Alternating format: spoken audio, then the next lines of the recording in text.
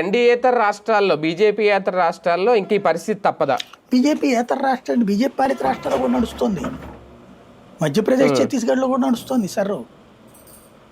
అవును నడుస్తుంది, కానీ వ్యతిరేకత లేదు కదా సార్. వ్యతిరేకత ఉండదు, ఎందుకంటే వాళ్ళు పంపించాలనుకుంటున్నారు. వాళ్ళ రాష్ట్రం వీళ్ళు రాజకీయ అవసరాల కోసం దాన్ని వాడుతున్నారు. స్టాలిన్ కావచ్చు, అంటే మన బీహార్, వెస్ట్ బెంగాల్, బీహార్ కూడా అలాగే కదా, తమిళనాడు, తర్వాత ఆంధ్ర, ఇలా కూడా ఉంటదా? బీహార్ కూడా వాళ్ళదే కదా. మరి ప్రతిఘటన ఎవరి నుంచి వచ్చింది? ప్రతిపక్షం నుంచి. అవును, ఎక్కడైనా వీళ్ళు ఏంటంటే వాళ్ళ పట్ల సింపతి చూపెడితే వాళ్ళని ఆపి ఓట్లు కొట్టగలమని కాదు వీళ్ళ ఫీలింగ్.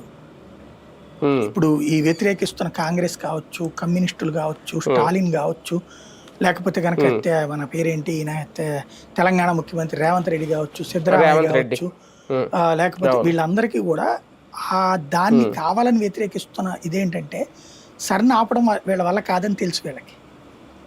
ఆగదు కూడా అనేది. కాకపోతే ఇలాగ మాట్లాడుతూ ఉంటుంటే ఇక్కడున్న ముస్లింల్ని లేదు లేదు చూసారా పాపం మీతో పాటు ఏదో కాస్త బతుకుదామని వచ్చిన ముస్లింల్ని పంపించేస్తున్నాడు మోడీ, రేపు మిమ్మల్ని కూడా పంపించేస్తాడు.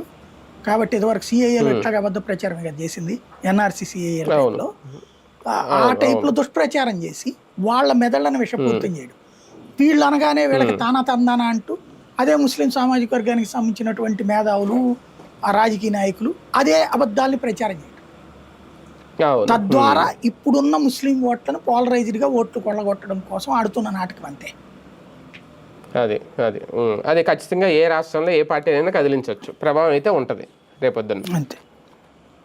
రైట్ చూద్దాం. మొత్తానికి సర్న్ అయితే వ్యతిరేకిస్తోంది దేశవ్యాప్తంగా. భారతీయ జనతా పార్టీ వ్యతిరేక